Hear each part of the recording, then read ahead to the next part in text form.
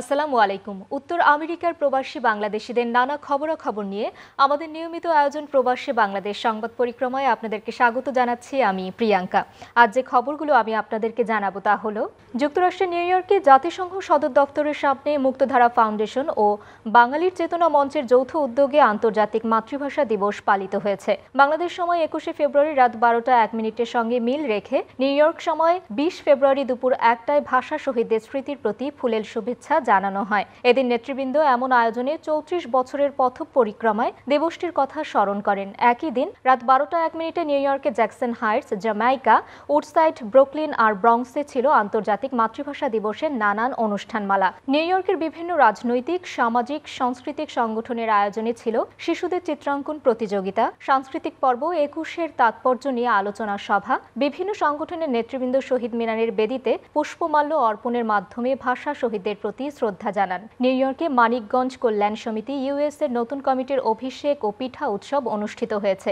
নতুন ধানে নতুন প্রাণে চলো মাতি পিঠার ঘ্রাণে এই স্লোগানে উডসাইডের কুইন্স প্যালেসে অংশ নেন প্রবাসের বিপুল সংখ্যক মানিকগঞ্জবাসী ছাড়াও কমিউনিটির নানান প্রান্তের নেতৃবৃন্দ। কয়েক পর্বে ভাগ করা অনুষ্ঠানে শুরু করা হয় 29 রকমের পিঠার সমাহার নিয়ে পিঠাপুলি পরিবেশনার মধ্য দিয়ে। এদিন সংগঠনের সদস্যরা বাসা থেকে নিজ হাতে তৈরি হরেক রকমের পিঠা পরিবেশন করেন আগত অতিথিদের জন্য। অনুষ্ঠানের উদ্বোধন ঘোষণা করেন সংগঠনের আহ্বায়ক নূরজাহান ভূঁইয়া ঋতু। আমি এতটুকু বলবো যে আমরা চেষ্টা করেছি, মন থেকে ভালোবাসা দিয়ে চেষ্টা করেছি যতটুকু সম্ভব অনুষ্ঠানকে সফল করার জন্য। সবাই সহযোগিতা করেছেন।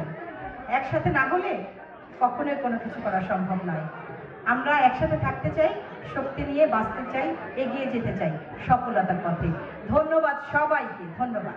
অনুষ্ঠানের দ্বিতীয় পর্ব শুরু করা হয় বাংলাদেশ আর আমেরিকার জাতীয় সঙ্গীত দিয়ে। এরপর চলে নবনির্বাচিত কমিটির অভিষেক 2025-26-এর শপথ গ্রহণ পর্ব।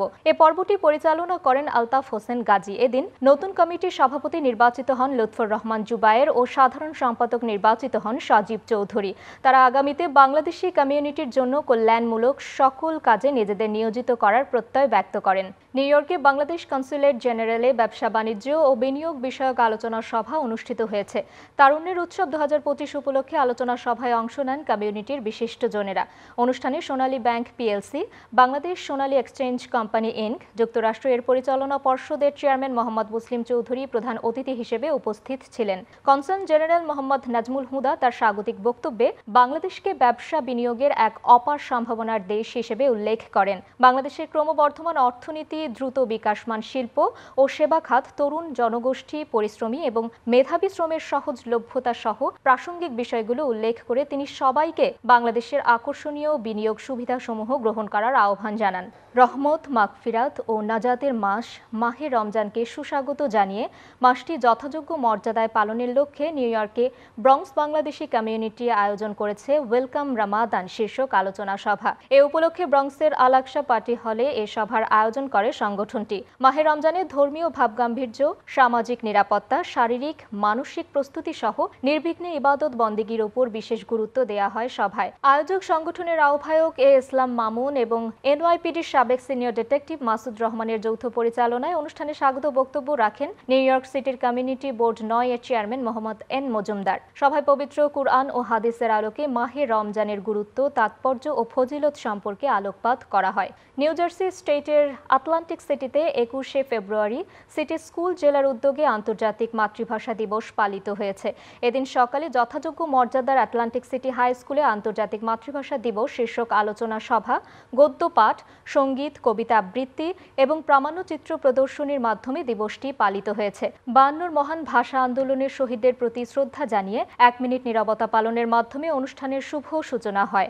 উক্ত আয়োজনে অতিথি হিসেবে উপস্থিত ছিলেন doctor Mrs Laquetta Small, Subrata Chowdhury, Abdur Rafiq প্রমুখ। এই ছিল আমাদের আজকের প্রবাসে বাংলাদেশ সংবাদ পরিক্রমার সকল খবর। আগামীতে আবারও দেখা হবে। সকলের জন্য রইল শুভকামনা।